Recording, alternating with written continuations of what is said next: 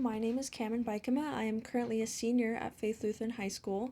So at my school, students have to receive 20 service hours a year in order to move on to the next grade. We recently created a website called Community Crusade where students could log and keep track of their hours, but for accountability, they would also have to fill out a physical form with a supervisor's signature from whatever organization they did service for. However, if I could get organizations like you to create an account for Community Crusade, you would be able to verify these students' service hours without the need for a physical form. This will make everything a lot easier for students and organizations alike.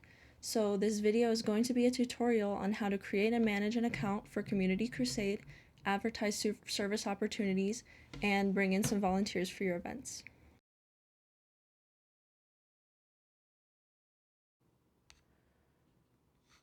Alright, so this is the home page of the website before you log in.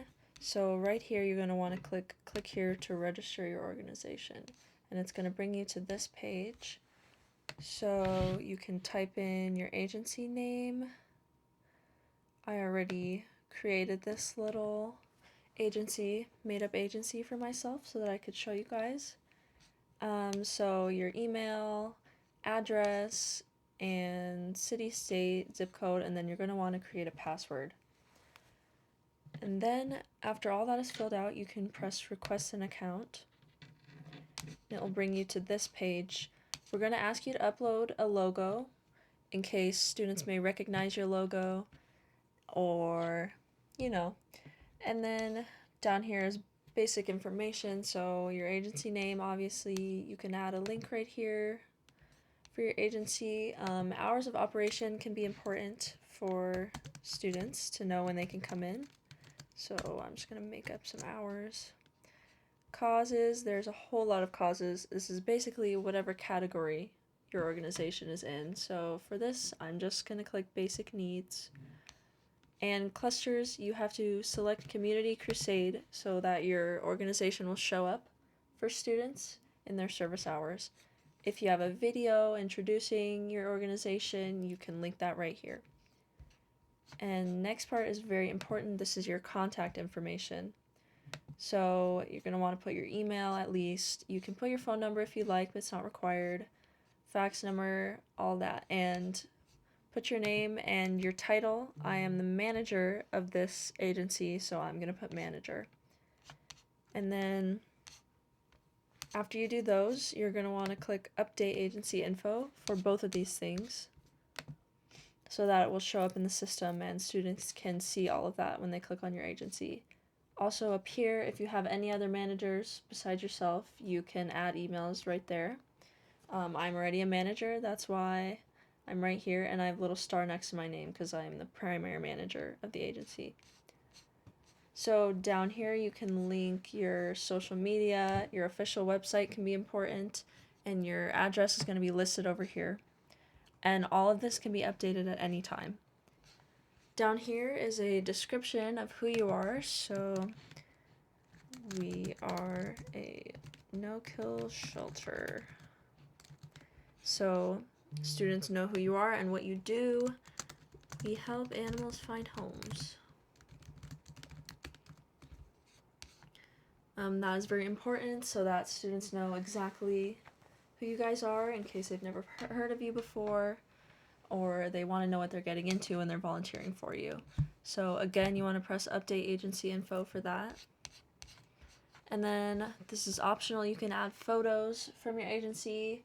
Again, just so students know what they're getting into and they volunteer for you. It's basically just an addition to your description if you wanted to do that.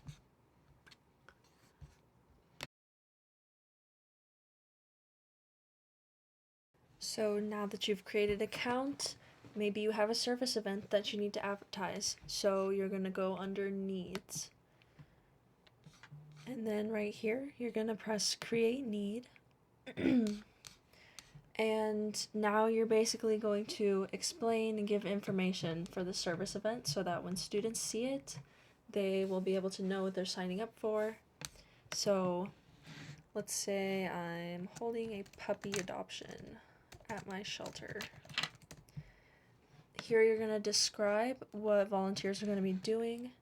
So I need volunteers to provide water for the puppies and clean up after the event. Okay, right here is the duration. You can select any one of these, but if your event is happening on one specific day, you're going to press happens on. So I'm going to say that my puppy adoption is happening on July 10th, 2020.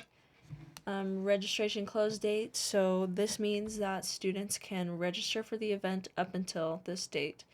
So I'm going to say I need everyone to be registered by July 7th. Capacity, this is how many volunteers you need. So for my event, maybe I need 15. So once 15 students sign up for the event, the registration will close no matter what day it is, even if it's before this date you put here. Hours, it's going to be about 4 hours long, and the time is going to be from 10 a.m. to 2 p.m. So this is really important information for students, so they know how many hours they're going to be getting, how the times they need to show up.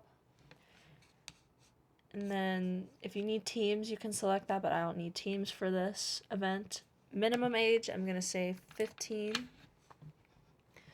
Maximum, you don't have to put a maximum or a minimum, but those can be important depending on what type of work your volunteers will be doing. But I'm going to put 15 for my puppy adoption. Family friendly, I don't really need families signing up for this, but I don't have to put anything here, so I'm just going to put not available. It is not going to be outdoors since it's in the summer, but if it is, you need to specify that so that people can properly prepare for it. If you click yes, it will show you like where you can type in what the weather is going to be like so people know how to prepare, but my event is going to be inside. Wheelchair accessible, I'm going to say yes. And address, it's going to be happening at my organization, so I'm going to type that in right here. When students sign up for this website, they can put in certain interests so that the website will filter agencies that they are interested in. So I am going to put social and let's see, do physical labor because they're going to be cleaning up. So this event will filter into students who have put these interests in their initial profile. And then right here you could attach a waiver if needed. If it's a puppy adoption, they're going to be around animals, I might need to attach a waiver. So I can just click this, choose a file from my computer. But once you're done creating all that, make sure everything's correct, you can click create need. So now it will show up when students are looking for volunteer opportunities. You can update any of this information whenever you need to, but students will now be able to see it after you press create need. And it will show up right here. So now that you've created your need, students will be able to sign up to volunteer at your event. So to see those who signed up, you're going to want to press check-in, and then you can see right here, so far one person has signed up, so this shows me that there's 14 spots remaining. So if I press the list right here, so Dan has signed up. If I want to check him in, I click this bubble right here and press check in users. So now it says he's checked in.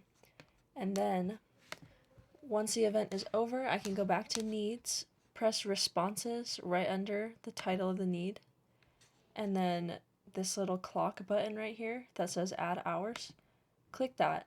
And so automatically on the event page, it said that it would last 4 hours, so it will automatically give him 4 hours. But if he only showed up for part of the time, I can make it 2 hours. But I'm gonna say that Dan showed up for the full 4 hours. So then you type in the hours and just press add, and you're done.